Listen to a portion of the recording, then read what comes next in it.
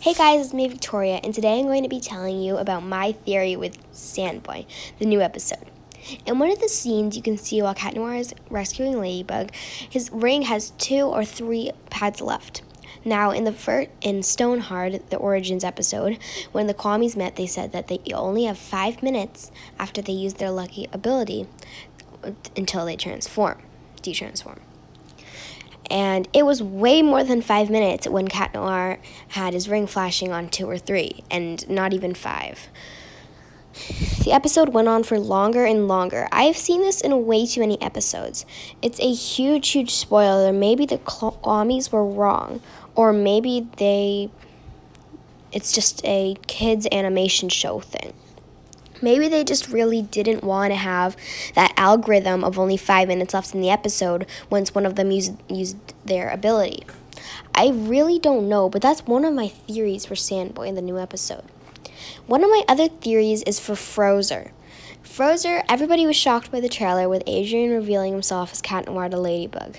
Now everybody's making so many memes out of it, such as, comics and just pictures. But they're also saying that maybe it was a dream or maybe it wasn't. But what I really think is that Marinette actually ends up with Luca, which we can see clearly in the skating scene that he literally swept her off his feet. And maybe he's sad about it, and he really wants the love of his life like that, because in the episode, 2 episodes before that, we don't really have a date for Frozer yet in the U.S., he said that he wishes that he had someone to spend his time with like Alia and Nino do. So maybe that's a hint that he really wants to get together with Ladybug. He wants her to fall for him. And I still couldn't believe that Marinette got through one whole conversation with literally not stuttering one little freaking bit. It was so amazing. But another thing is, when Tiki and Plag got there in the episode SANDBOY, got into the Kwami world in the magic box, it was kind of like weird. Tiki and Plag are the most powerful Kwamis in there. The holder of the miraculous ladybug, which can create the power of, I'm forgetting this already. Power of creation, and Plag, which is the miraculous of the power of destruction. So you would ultimately think they're the 2 in the middle of the box. They're the strongest Kwamis. They're probably there, and they're probably in charge. Well, they're not there a lot ever since they got their holders, Ladybug, Cat Noir, Marinette, and Adrian.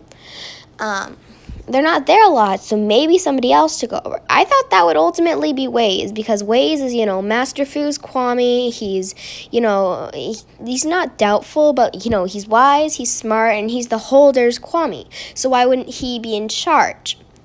Now, another thing is that when they got there, the only person that was really in communication with them was, I don't know if I'm saying this right, like the snake Kwami. I think it was a snake at least. He was the one who was talking to them and everything and just explaining everything. It wasn't Plag, it wasn't Tiki. The other Kwamis were obviously fangirling over them because, the most powerful holders of the miraculous are there with them.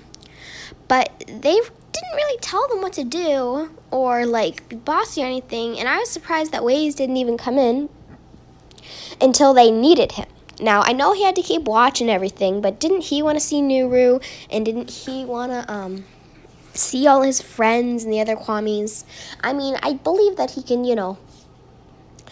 go by himself whenever he wants into the mysterious box, but, Plag and Tiki can't. And I was also surprised that Tiki bought a marker. I mean, the Kwamis probably have never seen a marker, but still, to bring a marker, you could have bought, food or something, but they seemed like they really, really enjoyed the marker. Also, here's a theory about the little boy that I saw in the episode. I forget his name, but the thing is, he had pajamas on, and I thought it was really weird that this happened in the middle of the night. Now, Hawkmoth, he usually strikes at day, and his Akuma attacks sometimes go towards night, but not too often. They usually just stick during the afternoon or the morning, or usually when Adrian and Marinette are in school. It was just really, really weird for me. Like, I was like, why would you do this at night? How do you know? But I saw his pendant was like glowing, and I think that was his miraculous pendant. And like Nuru was trying to escape because he wanted to see his friends. But one thing that just everybody's ignoring, everybody's not clicking in, is when Nuru tried to escape from Hawkmoth, there was this invisible shield. Like, it was just like a shield around him. And we already know from former episodes that Kwamis can go through walls, objects, and even people. Such as Stone Rock, she went through glass. Tiki went through glass and Marinette tried to trap her. And in that episode, I forget what it is. It was Copycat, yeah. In the episode Copycat, Tiki went through a locker to get Adrian's phone for Marinette. And we already know that they can go through walls. So how did Gabriel Agreste have the access to get a Kwami-proof wall or something like that? I believe like they can go through anything, and they can't be photographed or filmed. And so it's just really weird that he would have access to that kind of technology. I mean, I know he's rich and everything, but it's like people don't even know that Kwamis exist. Did you build this yourself? Did you have Natalie go out and make some lie? And another thing in the episode Sandboy, I was so just like really freaked out because Adrian was actually calling for his father when his worst nightmare came true.